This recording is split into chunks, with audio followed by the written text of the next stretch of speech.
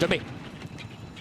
好，你一開閘嘅時候啊，大家都平排出閘嘅。愛蘭米茲係賢者無敵啊！中間6-3天天同樂，淺藍衫係氣勢嚟嘅。入邊粉紅眼罩咧，仲有水晶酒杯咧。中間第5黃色衫係魔術控制啊！後邊3隻啦，美麗第一響尾3，後邊2匹啦。紅眼罩舉步生風，暫時殿後。愛蘭米茲有精算暴雪嚟㗎。